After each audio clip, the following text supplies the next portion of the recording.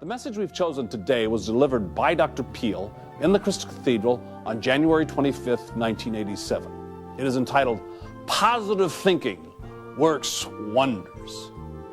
Here is Dr. Norman Vincent Peale.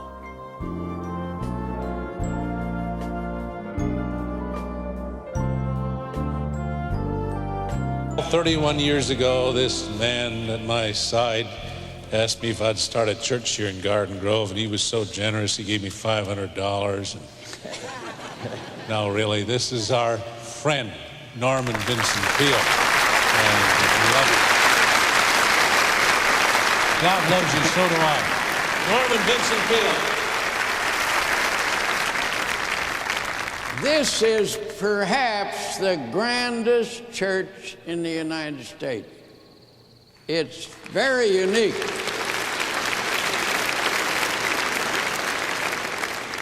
There's nothing like it anywhere. But he turns it into a family, old-fashioned country church atmosphere.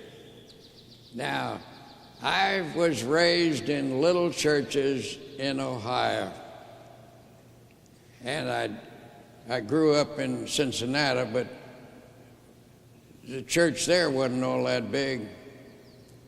And I get the same feel here this morning in this exotic and sophisticated area as I used to get back in Lynchburg and Bellefontaine and Greenville and Findlay and Cincinnati. I think he is absolutely wonderful.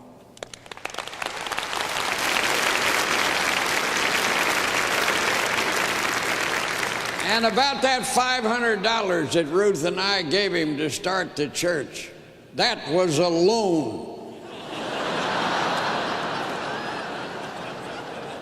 With interest. Now, since he asked me what I was going to talk on and I couldn't think of it, I now think of it. Positive thinking works wonders. And it does too. That is for sure. Inevitably. Indubitably. Now, I don't know exactly what that last word means, but I somehow like the sound of it. Whatever your life is this morning, unsatisfactory, unhappy, defeated, perhaps, I want to tell you, it doesn't need to remain that way. You're in a place where presides the one who can change everything for you by changing you. He can make you think differently, no longer negatively defeated, bitter, but positive, hopeful, optimistic, victorious.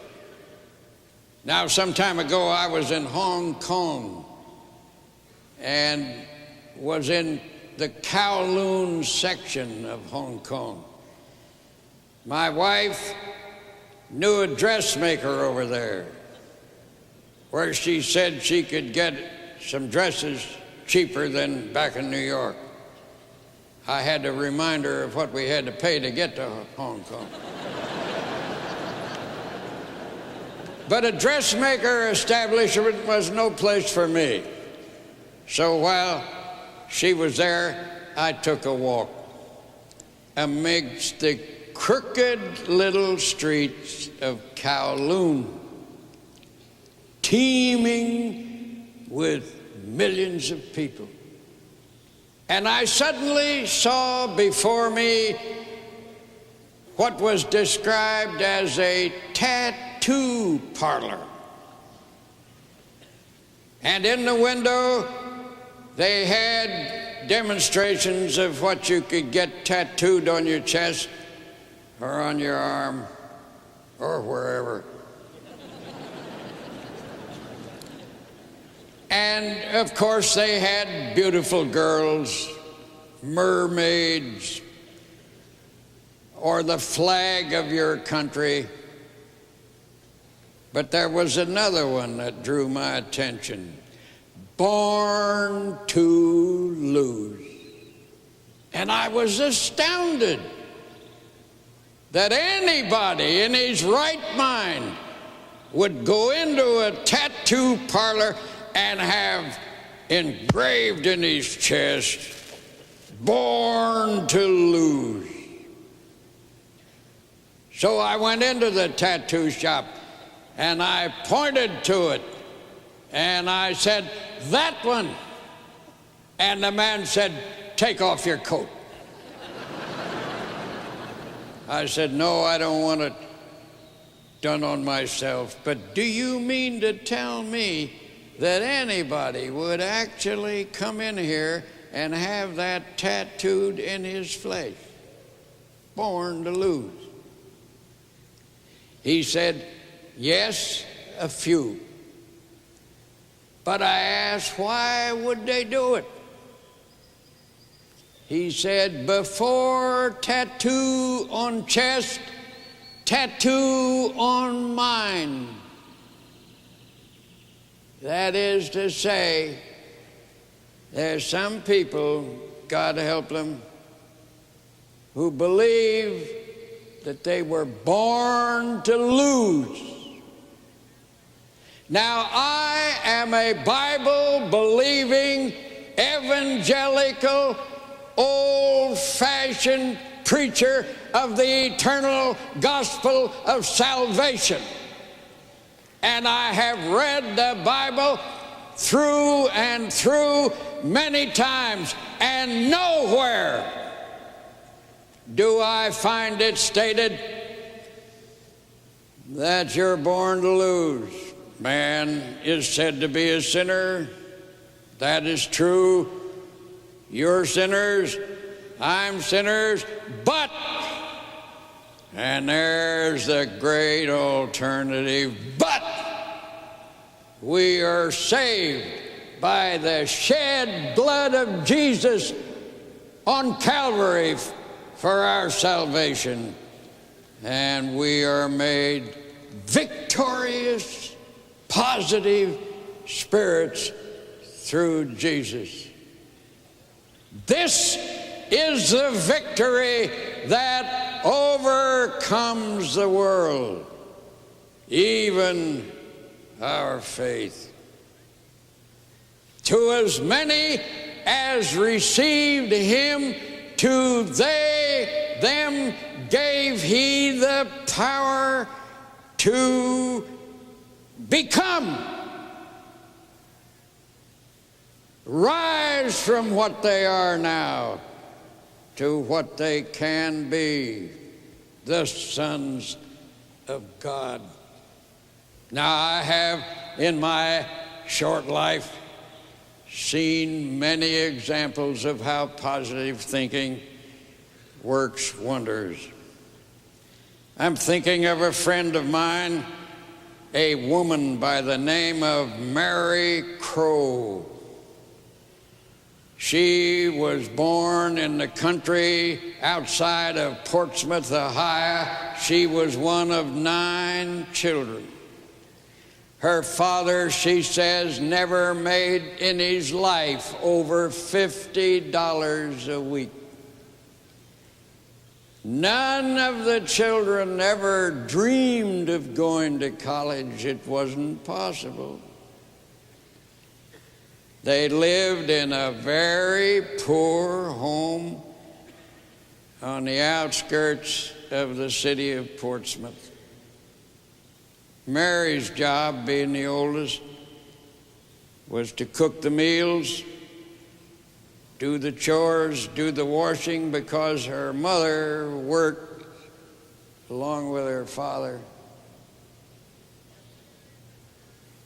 And one day this girl, just about to graduate from high school, the only member of the family who had ever graduated from high school, was doing the family wash for 10 or 11 people. And she was washing her father's soiled clothes that he wore in the steel mill. Not in an electric modern washing machine, but with the old-fashioned scrub board with Fell's naphtha soap. And suddenly she stopped. She had a vision.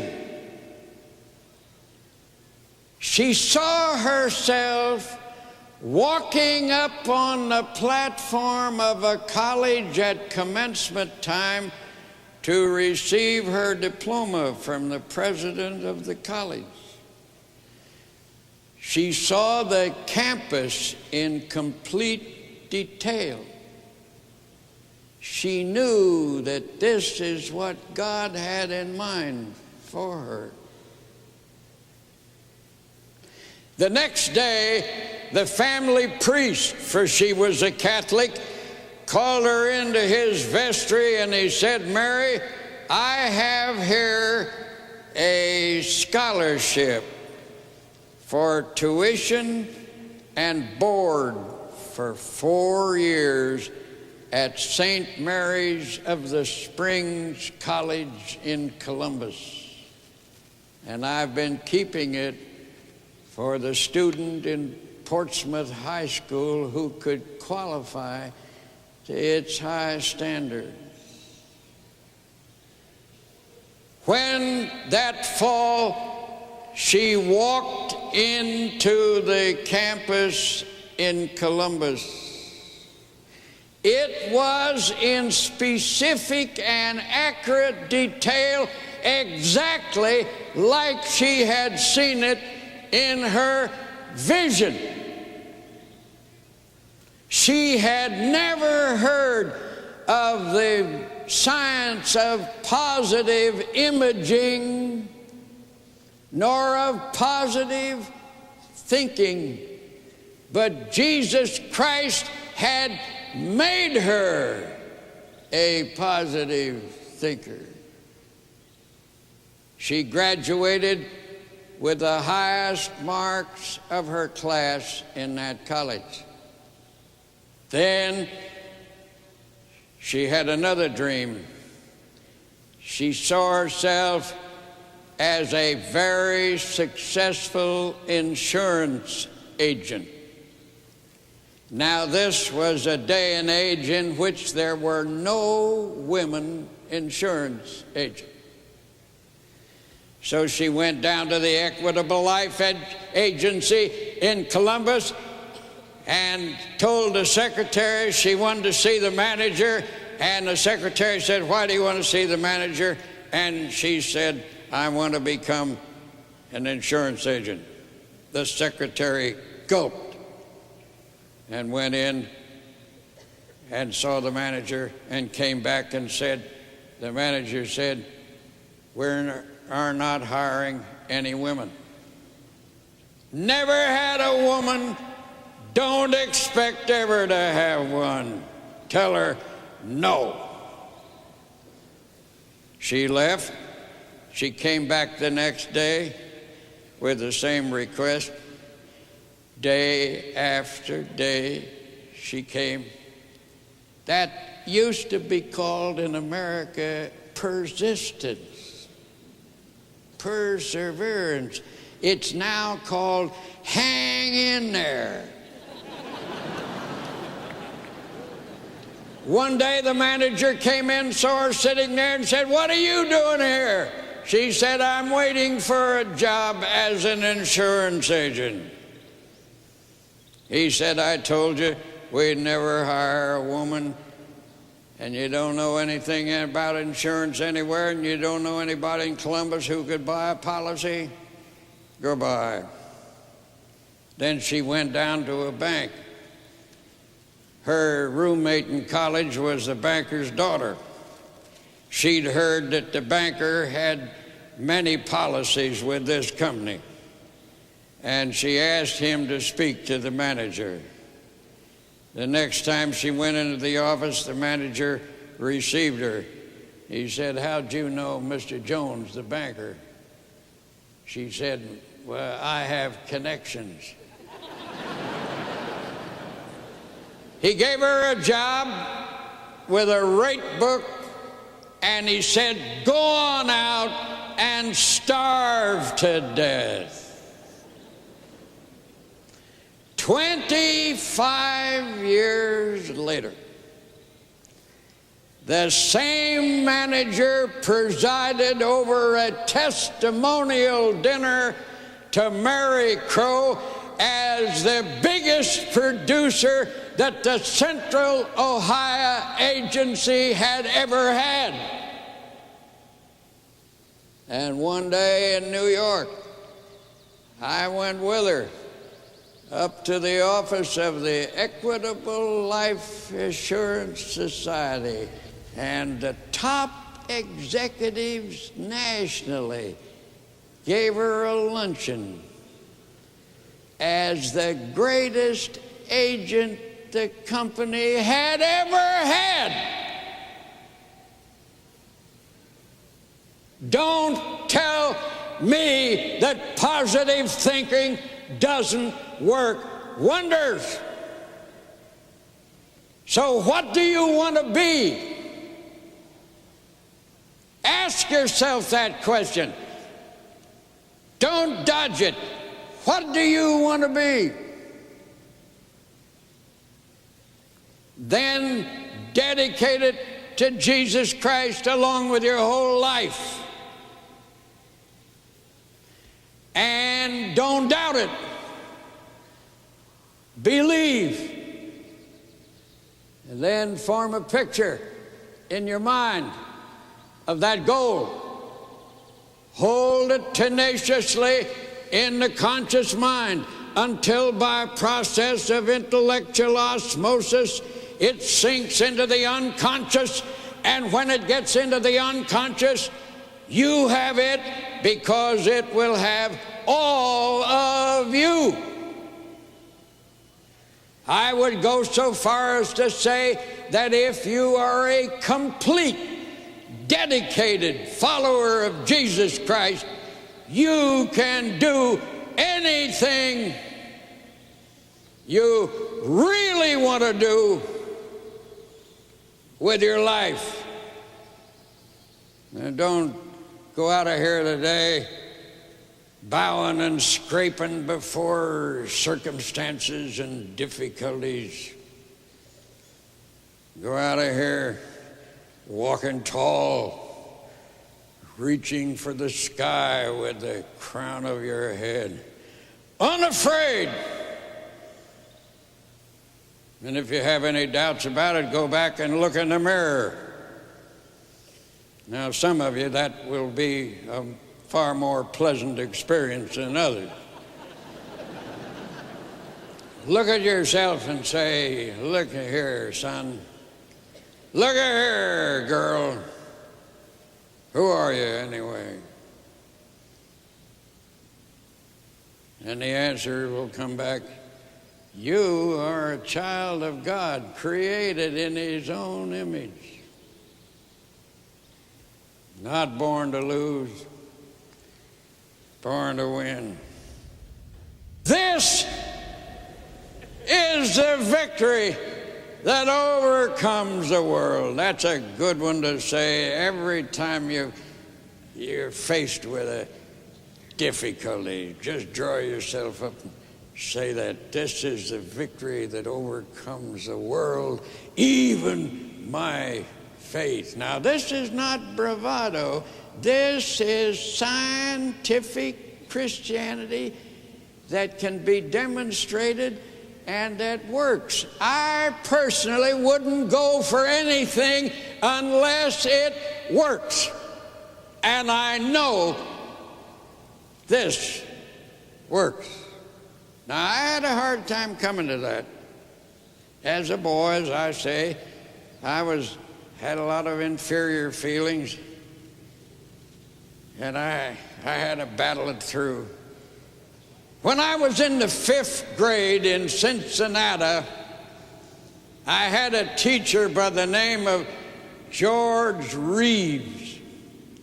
He was an enormous man, well over 6 feet, and he was the teacher of the 5th grade. And he was a whimsical kind of a character. Every once in a while, he would, for no reason or other that we could figure out, he would shout out, "Silence!" And when he demanded silence, he got silent. He had a hand like a ham, I can well remember. I can still feel the print of it. Then he would go to the blackboard, and in a sweeping gesture, he would write the word C-A-N''T.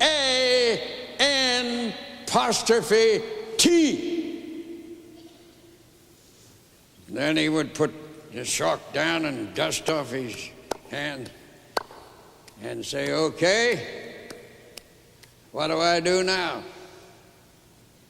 We knew what he wanted, so we would chant back, "Knock the T off the cant." He would pick up the eraser, and with a sweeping gesture, he would rub out the apostrophe and the T, so that the word C-A-N, can, stood out clear and distinct. Then he would say, "Young ladies and young gentlemen," I never knew him to call us boys and girls, "let that be a lifetime lesson to you. You can if you think you can." And then he was long before the law that seems to tell us that there can be no mention of the Bible or God or Jesus Christ in the public school, one of the most stupid things that ever happened in this country.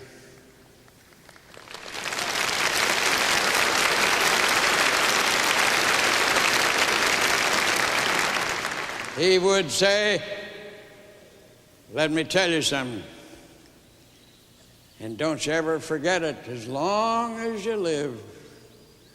I can do all things through Jesus Christ, who gives me the strength." Now, I guess that must have been 60 years ago. But I never did forget it. Don't you ever forget it either. Positive thinking works wonders. I love you. God bless you, everyone.